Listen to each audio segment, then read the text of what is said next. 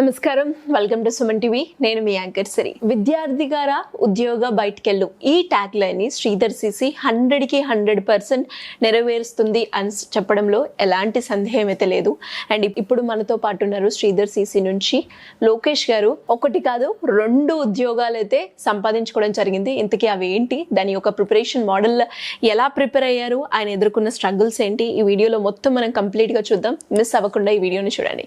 Anyways Lokesh గారు, congratulations అండి ముందుగా. సో ఒకటి కాదు 2 జాబులు కొట్టారు కదా, ఏంటి అవి? ఒకటి SBPO వచ్చింది, ఇంకోటి NICL ఏవో.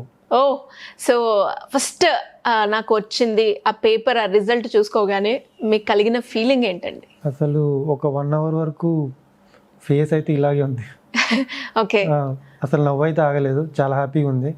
ఫస్ట్ అయితే రాగానే ఫస్ట్ మా ఫాదర్కి ఫోన్ చేసి చెప్పాను. ఓకే, వాళ్ళ రియాక్షన్ ఎలా ఉంది? మా ఫాదర్ కూడా ఫుల్ హ్యాపీ ఫీల్ అయ్యారు. అది యాక్చువల్లీ నేను IBPS PO ఇంటర్వ్యూకి నేను అప్పుడు హైదరాబాద్లో ఉన్నా. ఆ టైంలో SBPO రిజల్ట్ వచ్చింది అనమాట. సో IBPS PO ఇంటర్వ్యూ బాగానే అయింది, SBPO రిజల్ట్ వచ్చింది. ఇంకా నేను ఫ్రెండ్స్తో ఉన్నప్పుడు, సో చాలా హ్యాపీగా ఉన్నా. సూపర్. అండ్ మరి జాబ్ వచ్చింది, ఫైన్. జాబ్ వెనకాల మనం చాలా స్ట్రగుల్స్ పడుతూ ఉంటాం. అంటే అసలు ఒకసారి ఏమో గవర్నమెంట్ సెక్టర్కి రావాలి అన్న ఆలోచన ఎందుకు వచ్చింది?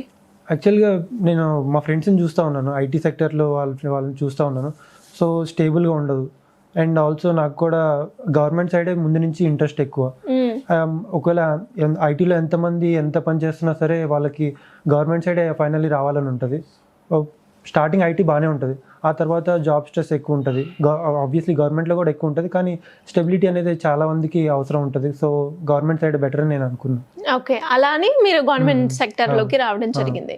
అండ్ ఇప్పుడు 2 వచ్చాయి కదండి, మరి దేనికి వెళ్తున్నారు మీరు? యాక్చువల్లీ SBPO అన్నిటికంటే బెస్ట్ అని అందరికి తెలుసు, కానీ NICL ఏవోలో వర్క్ స్ట్రెస్ కొంచెం తక్కువ ఉంటుంది. సో పే స్కేల్ కూడా అప్రాక్సిమేట్లీ సేమ్ ఉంటుంది కాబట్టి NICLకి వెళ్దాం అనుకుంటున్నాను. Okay, insurance. మరి ఇన్సూరెన్స్ పే స్కేల్ ఎంత ఉంటుంది యావరేజ్ గా? పే స్కేల్ నాకు తెలిసినంత వరకు అయితే 75 to 80 ఆన్ అన్ యావరేజ్. ఇంకా సిటీ బై సిటీ అది వేరీ అవుతూ ఉంటుంది. ఓకే, అండ్ టైం ఫ్లెక్సిబిలిటీ కూడా చాలా మనకి కన్వీనియంట్ గా ఉంటుంది. టైం ఫ్లెక్సిబిలిటీ కూడా బాగుంటుంది. యాక్చువల్లీ NICLలో ఎట్లా అంటే 10 to 5 మ్యాక్స్ ఉంటుంది. మా మేబీ వర్కింగ్ ఎక్కువ ఉంటే 6 వరకు ఎక్స్టెండ్ అవుతుంది. ఓకే, మరి మనం స్టడీస్ పరంగా వస్తే శ్రీధర్ సిసిని అప్రోచ్ అవ్వాలి అన్న ఆలోచన ఎందుకు వచ్చింది? యాక్చువల్గా నేను ఉండేది విజయవాడలోనే. సో నేను మా ఎల్డర్ సిస్టర్, తనకి ఇప్పుడు అప్రాక్సిమేట్లీ 30 years అనుకుంటా. తను బీటెక్ అయిపోయిన తర్వాత నుంచి శ్రీధర్ సిసి అనేది విజయవాడలో చాలా ఫేమస్, అందరికీ తెలిసిందే. సో మా ఎల్డర్ సిస్టర్ కూడా ఇక్కడే జాయిన్ అయింది. తర్వాత నేను బ్యాంక్ అన్నప్పుడు బ్యాంక్లో జాయిన్ అవుతా అని చెప్పినప్పుడు ఇంకా అందరికీ ఒకటే ఇన్స్టిట్యూషన్ గుర్తొచ్చింది, శ్రీధర్ సిసి. సో ఇందులో జాయిన్ అయిన తర్వాత మీరు ఏవైతే హోప్స్ పెట్టుకొని ఎక్స్పెక్టేషన్ పెట్టుకొని శ్రీధర్ సిసికి రావడం జరిగిందో అవన్నీ ఫుల్ఫిల్ అయ్యాయా? చాలా చాలా యాక్చువల్గా SBPO నేను మెయిన్స్ రాస్తున్నప్పుడు అనుకున్నా, ఎందుకంటే అప్పటికి చాలా ఎగ్జామ్స్ జరుగుతున్నాయి అనమాట. NICL కూడా అప్పుడే జరుగుతుంది. నేను 10 days ఉంది అనుకుంటా SBPO మెయిన్స్ ఎగ్జామ్కి. సో 10 days అప్పుడు నాకు కొంచెం టెన్షన్ కూడా వచ్చింది. 10 daysలో మెయిన్స్ ఎట్లా క్లియర్ అవుతుందేమో అనుకొని, కానీ ఆ 10 daysలో మాక్ టెస్ట్ జరిగినాయి అనమాట. ఆ మాక్ టెస్ట్ ప్రతిదీ రాసి ప్రతిదీ క్లారిటీగా అన్ని ప్రాక్టీస్ చేశాను అనమాట. సో ఆ విధంగా SBPO నేను అనుకున్న దానికంటే SBPO నేను అన్ఎక్స్పెక్టెడ్గా, కొంచెం చెప్పాలంటే అన్ఎక్స్పెక్టెడ్ SBPO. ఓకే, ఇక టీచింగ్ ఫ్యాకల్టీ ఎలా ఉంటుంది లోకేష్ గారు? యాక్చువల్లీ టీచింగ్ ఫ్యాకల్టీ నాకు టు బి ఆనెస్ట్ చెప్పాలంటే ఎక్స్ప్లెనేషన్ చాలా ఎక్కువ హెల్ప్ఫుల్ అయింది. ఎందుకంటే 4 months ఫస్ట్ స్టార్టింగ్ కోచింగ్ టైంలో 4 months ఉంటుంది. 4 months తర్వాత ఎక్స్ప్లెనేషన్లో ఏంటంటే షార్ట్ కట్స్, దాని వల్ల స్కోర్ అనేది ఎక్కువ ఇంప్రూవ్. అంటే కోర్స్ కంప్లీట్ అయిన తర్వాత కూడా మనం చదువుకునే ఫెసిలిటీ ఉంటుంది. అవును. షార్ట్ కట్స్ అనేది ఎక్స్ప్లెనేషన్ లో different teachers different short cuts చెప్తారు అనమాట. సో అది బాగా హెల్ప్ఫుల్ అయింది. మనకి నచ్చిన షార్ట్ కట్ నచ్చిన టీచర్ నుంచి అడాప్ట్ చేసుకొని మనకి తగ్గిన షార్ట్ కట్ ఉపయోగించవచ్చు. సో ఆ విధంగా హెల్ప్ఫుల్ అయింది నాకు. అండ్ అలాగే మరి హెల్ప్ఫుల్ అయింది అని అన్నారు. చాలా మందికి కూడా ఎగ్జామ్ రాసేటప్పుడు అక్యురసీ ఇంపార్టెంట్ అంటారు, టైం మేనేజ్మెంట్ అంటారు, ఎస్పెషల్లీ కాంపిటేటివ్ ఎగ్జామ్స్ లో. ఇవి రెండింటిని ఎలా బ్యాలెన్స్ చేస్తారు మీరు? యాక్చువల్లీ అదే చెప్తున్నా. అంటే ఫస్ట్ స్టార్టింగ్ అయితే అసలు మార్క్స్ అసలు వచ్చేవి కావు. అందరూ 20, 21, 22 అటెంప్ట్ చేస్తుంటే నేను 12, 13 అట్లనే అటెంప్ట్ చేసేవాడిని. తర్వాత ప్రాక్టీస్ చేసి క్వశ్చన్ని ఓన్లీ ఒకటేసారి చదివి ఆ తర్వాత దానికి వెంటనే షార్ట్ కట్ ఉపయోగించి ఆన్సర్ ఇచ్చేయడం, అది ప్రాక్టీస్ ద్వారా పాసిబుల్ అయింది. సో అలా ప్రాక్టీస్ వల్ల మీకు ఇవి రెండు కూడా ఈజీ అయిపోయింది.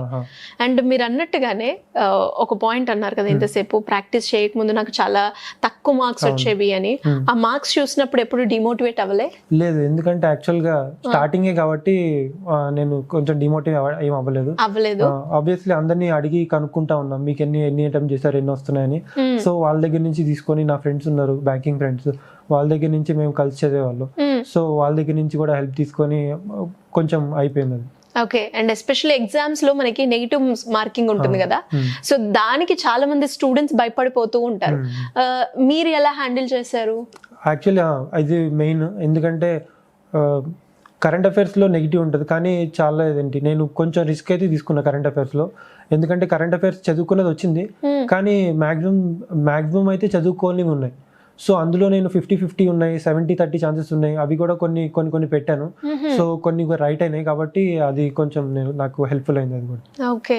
అండ్ దాంతోపాటు ఇక్కడ ఎస్పెషల్లీ వీళ్ళు ఇచ్చే మెటీరియల్ అండ్ దాంతోపాటు స్పెషల్ క్లాసెస్, ఇంటర్వ్యూకి అటెండ్ అవ్వడానికి కూడా స్పెషల్ క్లాస్ తీసుకుంటారు అంటారు కదా, ఇవన్నీ స్టూడెంట్కి శ్రీధర్ సిసిలో జాయిన్ అయితే ఏ రకంగా బెనిఫిట్ అవుతారు? ఎందుకంటే ఒక చిన్న ఎగ్జాంపుల్ చెప్తా మీకు. నేను SBIPO ఇక్కడే మాక్ ఇంటర్వ్యూస్ జరిగినాయి, గ్రూప్ డిస్కషన్, గ్రూప్ ఎక్సర్సైజ్ ఇక్కడే జరిగినాయి. ముందుగానే ప్రాక్టీస్ అయింది. ముందుగా ప్రాక్టీస్ అయింది. ఫస్ట్ సార్ ప్రాక్టీస్ చేయించేవాళ్ళు. దాంతో పాటు పేరెంట్స్ కి చెప్పినప్పుడు పేరెంట్స్ ఫీలింగ్ తో పాటు మీరు కోర్సులో జాయిన్ అయ్యి ఎన్ని మంత్స్ అవుతుంది, ఎన్ని మంత్స్ లో ఈ జాబ్ ని క్రాక్ చేయడం జరిగింది మీరు? నేను జాయిన్ అయింది జూన్ 2024లో జాయిన్ అయ్యాను. ఇప్పుడు నాకు డిసెంబర్ ఆ టైంకి జాబ్ వచ్చేసింది. యాక్చువల్గా లాస్ట్ ఇయర్ కూడా నాకు IBPS PO ఇంటర్వ్యూ వరకు వెళ్ళాను, కానీ ఇంటర్వ్యూలో 1.5 మార్క్స్తో నాకు పోయిందనమాట. లాస్ట్ SBIPO కూడా ఇచ్చాను, అది ప్రిలిమ్స్లోనే 0.5తో పోయింది. సో అప్పుడు అవి వచ్చుంటే IBPS PO వచ్చేదేమో, కానీ దానివల్ల నాకు సెకండ్ అటెంప్ట్ తీసుకోవాల్సి వచ్చింది. ఓకే. ఇన్సూరెన్స్ మాత్రం ఫస్ట్ అటెంప్ట్ లోనే వచ్చింది. ఇన్సూరెన్స్ మాత్రం ఫస్ట్ అటెంప్ట్, ఎందుకంటే నాకు అప్పుడు అర్థమైంది అనమాట. IBPS PO ఇంటర్వ్యూలో పోయినప్పుడు నాకు అర్థమైంది ఎక్కడ తప్పు చేశానని.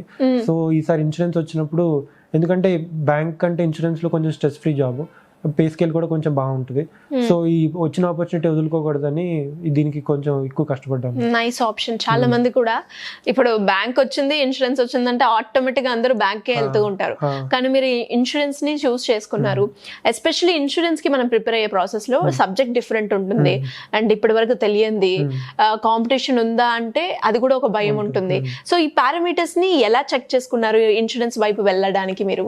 మెయిన్లీ NSCL లో ఎట్లా అంటే మెయిన్స్ లో కంప్యూటర్ అవేర్నెస్ అనేది ఎక్స్ట్రా సబ్జెక్ట్ అనమాట. సో నేను అందరూ మేబీ కొంతమంది వదిలేస్తుండొచ్చు ఆ కంప్యూటర్ అవేర్నెస్ సబ్జెక్ట్ ని, ఎందుకంటే మాక్సిమం ఇంగ్లీష్, క్వాంట్, రీజనింగ్ పట్టుకుంటారు, కానీ కంప్యూటర్ గురించి నేను కొంచెం కేర్ తీసుకున్నాను అనమాట. ఎందుకంటే అది మేబీ ఈజీ వస్తే కనుక అది స్కోరింగ్, నాకు లక్కీగా మెయిన్స్ ఎగ్జామ్ లో అది కొంచెం ఈజీగానే వచ్చింది. సో అది నేను కొంచెం క్యాచ్ చేసుకున్నాను అనమాట. ఓకే. సో మొత్తానికి అయితే 2 జాబులు సాధించారు. మళ్ళీ మీలాగానే ఎవరైనా కూడా కొత్తగా శ్రీధర్ సిసిలో జాయిన్ అవ్వాలి అనుకున్న వాళ్ళకి రిఫర్ చేస్తారా మీరు? 100%. ఎందుకంటే నేను 2 చెప్తా శ్రీధర్ సిసిలో ఏంటంటే, ఒకటి ఎక్స్ప్లెనేషన్స్, ఇంకోటి మాక్ ఇంటర్వ్యూస్. అవి వేరే ఇన్స్టిట్యూట్స్ తో పోలిస్తే ఇవి అన్నిటికంటే డిఫరెంట్ ఇందులో జరుగుతుంది. Okay. Finally one word about Sridhar CC. Obviously worth it, and also way beyond my expectations. So students A expectations తో వస్తారో వాటికి మించే ఉంటాయి అంటారు. ఎనీవేస్ కంగ్రాచులేషన్స్ అండి, and all the best for your future. Thank you so much.